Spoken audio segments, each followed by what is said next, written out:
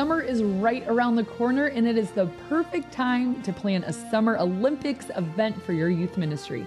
Today, we got you covered. We're going to talk all about how to plan it, promote it, pick your teams, and most importantly, what games are the best to play for your youth group.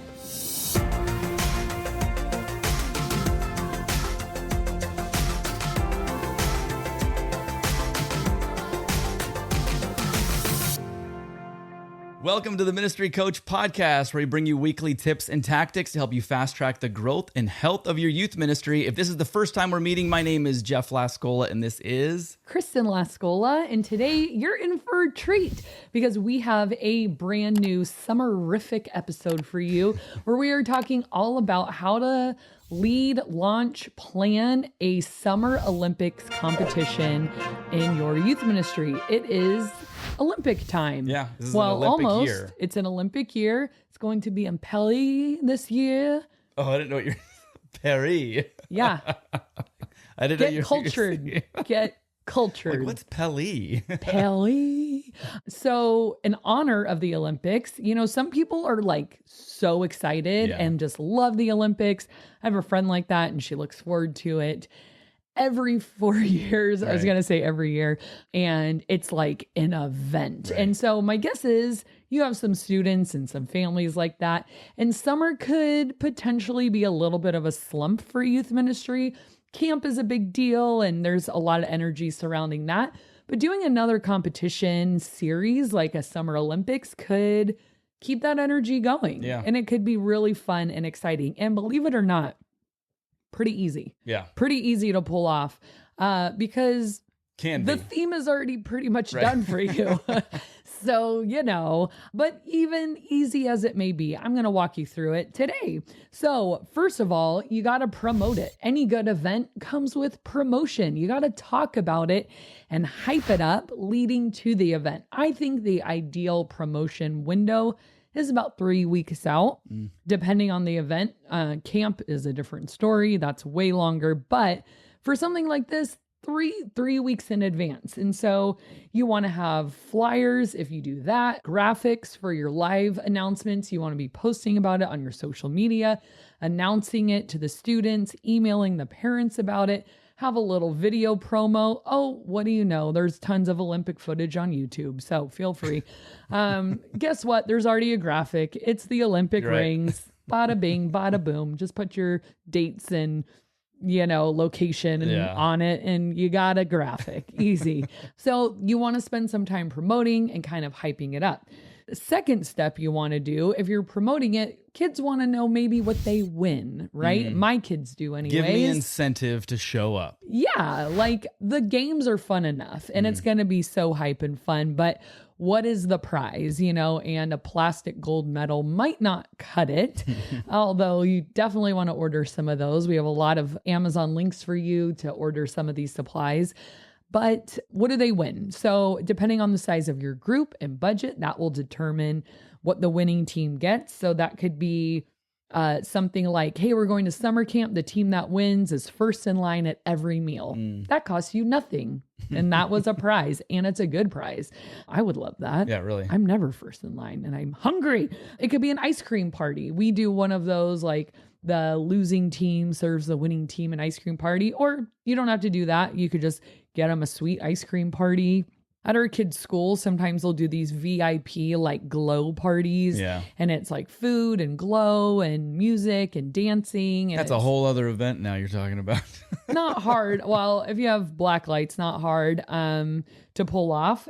Just an idea. Yeah. Or like a trip to a trampoline park. That is usually pretty affordable and reasonable, just like an hour or two of jumping, or maybe you have a local water park that's reasonable. So depending, like I said, on how many students could potentially win and your budget, that'll kind of determine. So what is your prize? Well, then we get to the teams. So you've got to figure out, how do you want to do your teams? You could just make it simple and do it by small groups and make it a small group bonding kind of activity. Kind of depends, I guess, how many students you have in your youth ministry as well, and how many how many teams you want to break out into games and things like that. So yeah, because you need critical mass on each team, because inevitably there's kids who don't want to play, or maybe unathletic. Yeah. And so you want to have enough kids to choose from on each team to make it happen. But you could do it by small group. You could do it by countries. So you could do real countries. I thought another fun idea, if you're feeling up for it, like you could do fictional countries That'd be too. cool. Like you don't have to do real, like we're Australia. And the reason I bring this up is because I don't know about you, but I think it, as an American, everyone would want to be on that team, right? You know, like you're rooting for someone who you really aren't. I don't know. Maybe it doesn't matter, but I thought fictional countries could take care of that. So there's like Disney fictional countries like Arendelle and Agrabah and Andalasia. All A's. I know. I thought that was kind of fun. I wonder if that's a Disney thing or something. But then there's Monstropolis from Monsters true. Inc. And I thought that's a city, not a country. So I'm like, so you could do that, like Monstropolis, or fine. And then if you're a Star Wars fan, I looked up like, oh, there's a bunch of Star Wars planets. Yeah. I don't know how wide of an appeal that would be. I would be totally lost. I couldn't even. Can you name a Star Wars planet? Endor. Well, that's the moon, Endor. Oh my gosh, how come I don't know? Tatooine, Dantooine. Anyways, I think we answered our own question. Star Wars fans can answer that. Very niche interest I'm there. so worried what's going to come in the comments because I know people are going to be correcting me. Oh, geez. It's fine. And I call myself a fan. Sad. Okay. Well, I put you on the spot. You weren't ready for planets. I'm not ready for most things, but anyways. You did your best. And then you want to pick some team captains. So Alderaan. Sorry, that's it. That's the last you've one. proven yourself worthy. You are worthy of the Death Star. I was thinking like Death Star, but I'm like, oh, that's just a plane. That could be the a ship. No. That could be the leader. Like the youth leader can be the Death Star or the refs. Death Star was a ship. It's like it's a space station. That could be the refs. Okay. Doesn't really matter. Probably don't do Got that really thing. hung up on this point for way too long. So where's Josh Griffin when you need? Pick some team captains. That always helps to have an adult leading every team. And then you probably want to pick some judges too. Whether that's you as the youth pastor, you're kind of like the ref judge host. And then if you have like some students from another ministry, like if you're high school and there's some leaders from junior high that would come and help, or vice versa. If you're junior high, you actually can use high school students. I do that a lot, to use them as refs when we do events like this. Yeah.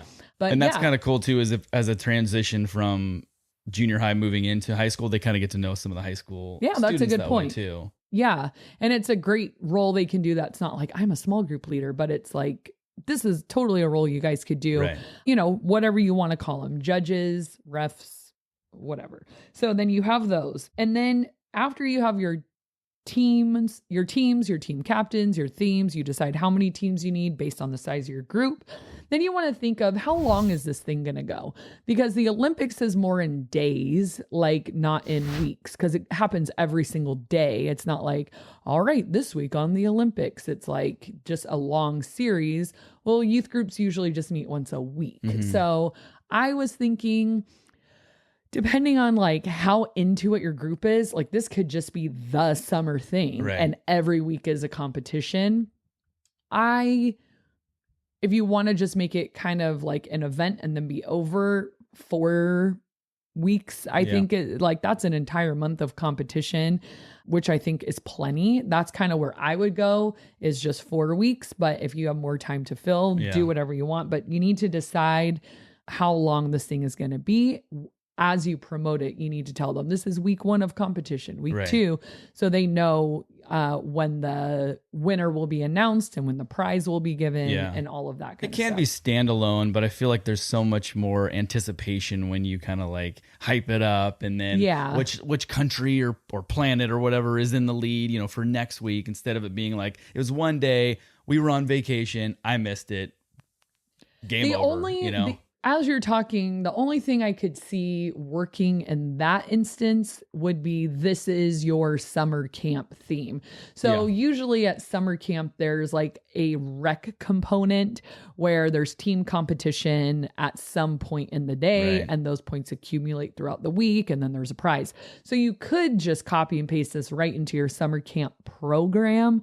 But if you're looking for an additional summer hype, make it a few weeks. Yeah. All right. And then let's talk about opening night or opening ceremonies. There are some inflatable torches on Amazon and we will link those below. So you can get the fanfare, the classic John Williams, and have the lights. Or you can use the royalty-free version that we use at the beginning of this episode so that you don't get in trouble. A hack. It's up to you. For the audience. Just so you know. That's why it sounded a little off. It was close. It was the quite. Wish version of the Olympic fanfare. Well done. Well done. Good night, everybody. Then, I found some cool videos on YouTube. There was one like Olympics over the years, and it just sort of has this like regal feel, like we've been doing this since the dawn of time, and now it's your turn, So you could show some footage of past Olympics. They're all on YouTube. There's some really cool ones that's like all the way back from the 40s, and you watch them on these weird bikes, and it's in black and white and cool stuff like that. And you probably want to have team flags for whichever you choose to get the spirit going night one. You can make your little Arundel flags, or if you go with the countries or just simply colors, whatever, make those ahead of time or order them, whatever. I usually just go to the fabric store and get the cheapest single solid color fabric and then hot glue it to a wooden dowel. And those are my flags, and it's easy. So a big wooden dowel, like for the team captain to have this like big flag, but then the little like ones for the team members.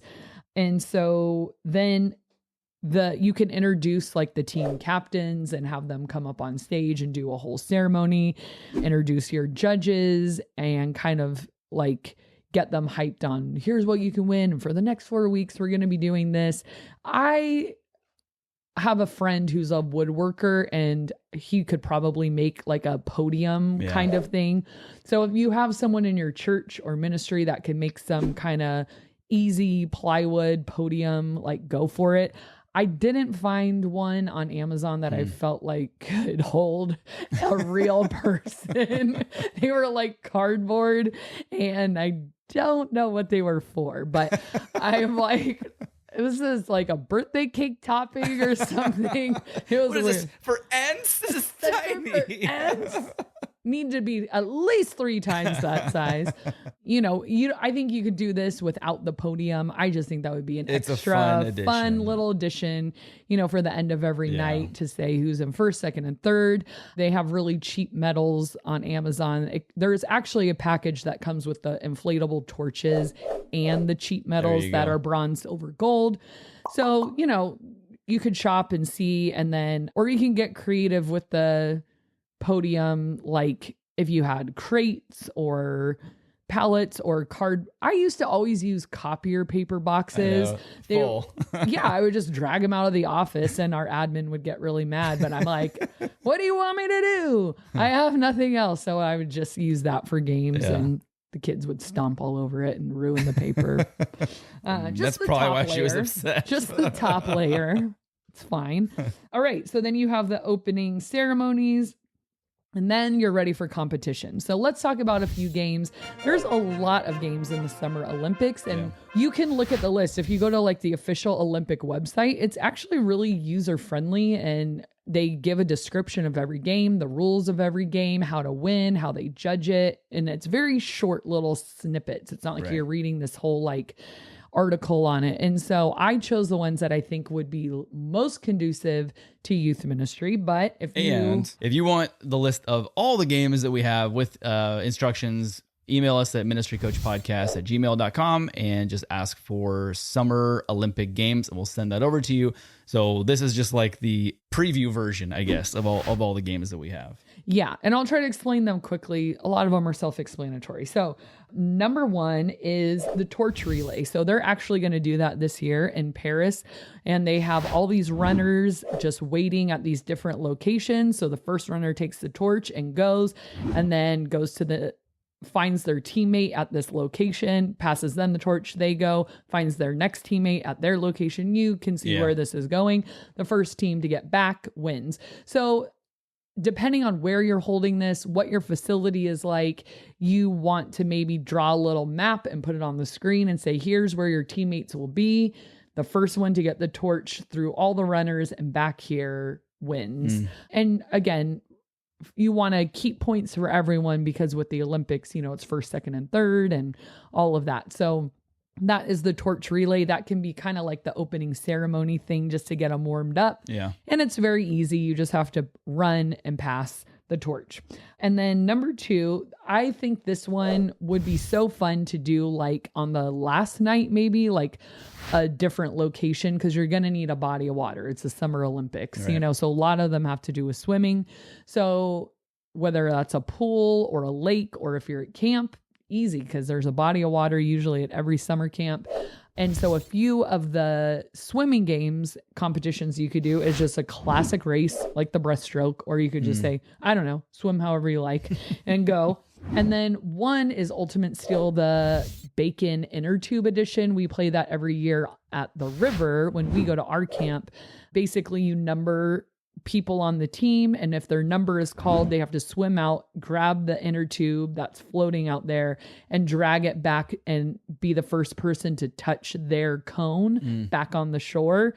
But it gets a little complicated because other team members will catch up to them, and then it becomes a tug of war, and then they get tired, and it becomes this whole, it's really fun to watch, and it's exhausting for the kids. But it's in water you can stand in though, right? Well, yes, we sometimes put the tube where they would actually have to swim a little bit to get it. They might not be able to touch, and then they start swimming back, and they can touch pretty quickly, and then they start running to their cone, and someone might be right on their heels trying to grab that inner tube, and it's fair game. They can try to grab it from them. That's a super fun water game.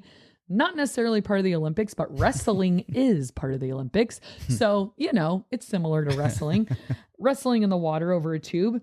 And then instead of like diving competition, I don't know, that just makes me nervous with kids, a belly flop competition. We judge it on, creativity, form, belly floppiness, like actually hitting the water with your belly, all of those things. So belly flop competition's pretty classic for youth ministry. You could do a modified water polo game, like I don't know if our kids are in shape enough to egg beater for 45 minutes in the deep end, but like just like classic, if they're standing, just throwing the ball and trying to get it into a goal. And you can kind of like ultimate football in a way, like you could go after people and just grab it. So you got to pass it really quick and basically try to get your ball to the goal. I think that would be a lot of fun. And then I think if you had a sweet location, trying to pull off the triathlon would totally be doable. So you have a kid swim a lap, and then they get out of the pool, and then you have a bike waiting for them. And then after that, they do the run or something like that. Or you could split it up with 3 different people. That's what I was thinking. Like, don't want maybe a wet kid on a bike. I don't know. But what if he slips? Sounds like a slippery situation to me. But like, he swims the lap, tags, and then that person gets on the bike and they have to do a certain path. You'd have to have a real specialized location that would have that's what I was thinking. things. This was probably camp. Even then, I don't know, it might be tough. But I don't think it'd be hard cool to bring 3 bikes. I don't know. Well, 1 for each team, whatever. Dream big, people, dream big. All right. So those are all the water options. Yeah. And then number 3, table tennis, which I don't know why they don't call it ping pong, because that's what it is. Maybe because that sounds silly on an Olympic, website, but it's ping pong. Now, this is the coolest thing ever, because you might be thinking, well, cross that one off because we don't have a ping pong table. Well, neither do I. I used to. And guess what? They destroyed it. Aren't you shocked? Big surprise. Big surprise. So Amazon sells a retractable ping pong net that you can now turn any table into a ping pong table. So you can play this a few different ways. You can have multiple ones, or you can do it a tournament style. And the official rules are, I think if you are playing one-on-one, it's the first to 11 points, or you could do it like a teammate and then it's the best of 5. Like doubles? Yeah. Doubles, I think, is best of 5. Singles is first to 11. So like you could do it tournament like Arundel and Agrabah play each other, and then the winner of that, and, you know, just make sure everyone plays everyone. If you can afford to buy a second net, you could have multiple games going on at the same time, which would speed things along.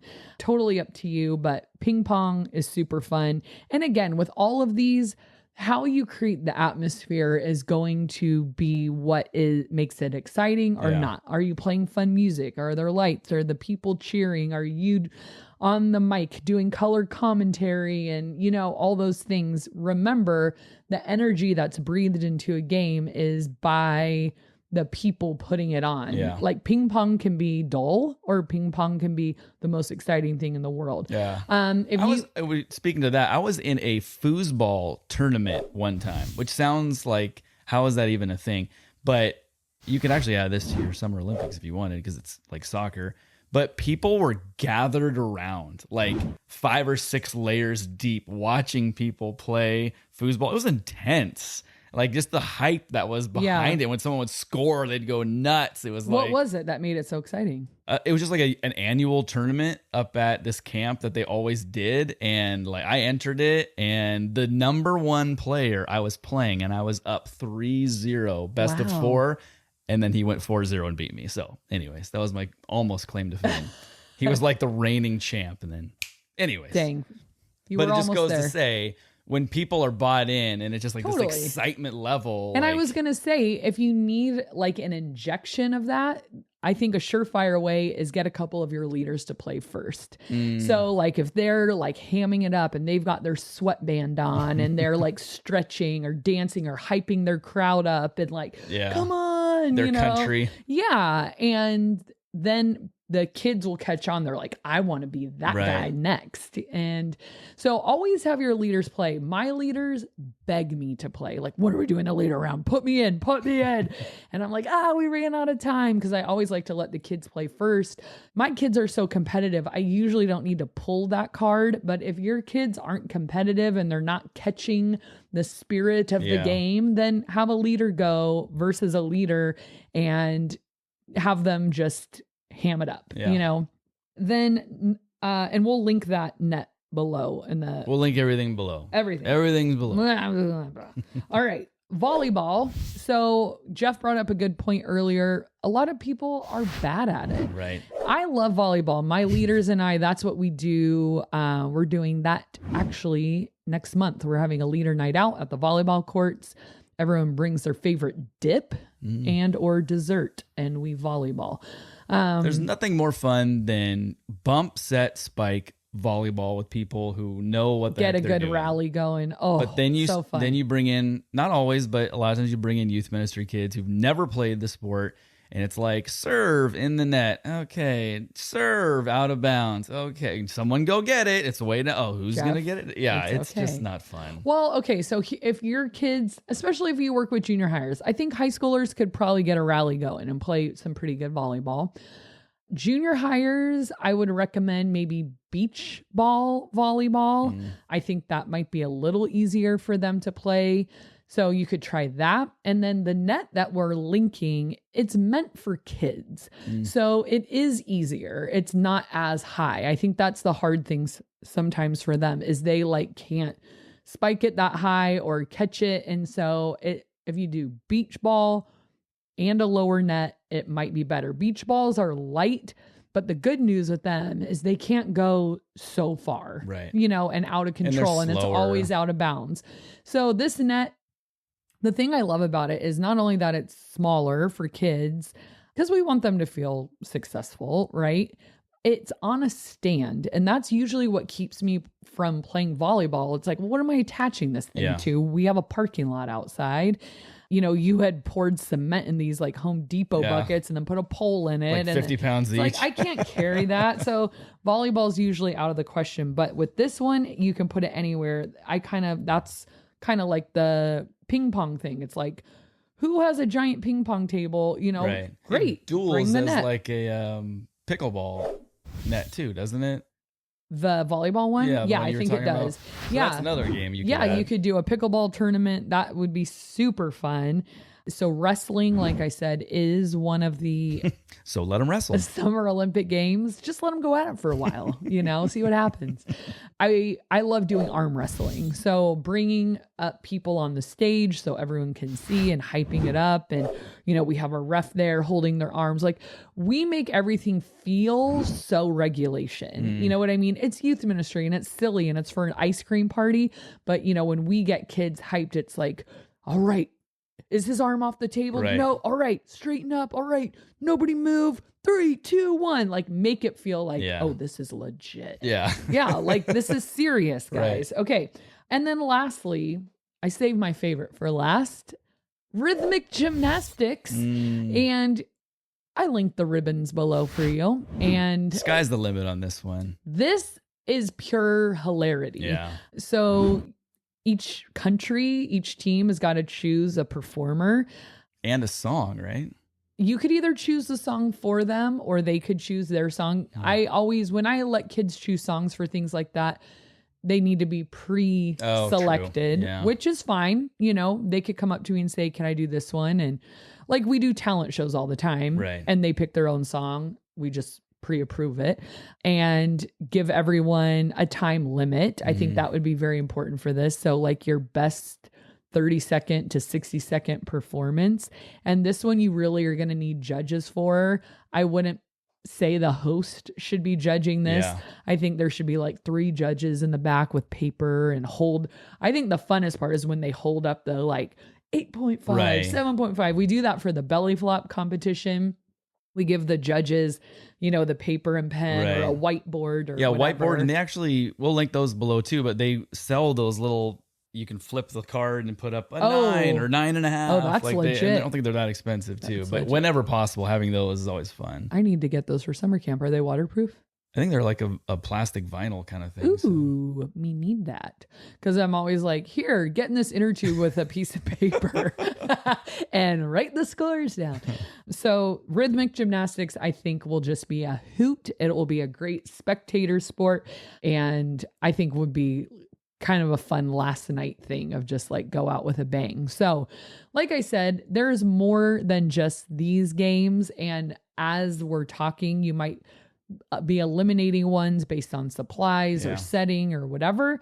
But we have more, like Jeff said, in the PDF, and you can hop on the website too and look at the Summer Olympics and take ones for yourself that fit for you. Yeah. So make sure you guys, if you do want that full list, go ahead and email us at ministrycoachpodcast@gmail.com and ask for Summer Olympic Games, and we'll get that sent over to you. And enjoy. Thank you guys so much for watching and listening, and we'll see you next time. It is summertime, and what a better time. It is summer, and what a better time. What is it? Promote it, pick your teams, and most importantly, pick the games for the Summer Olympic time. I don't know why you're laughing.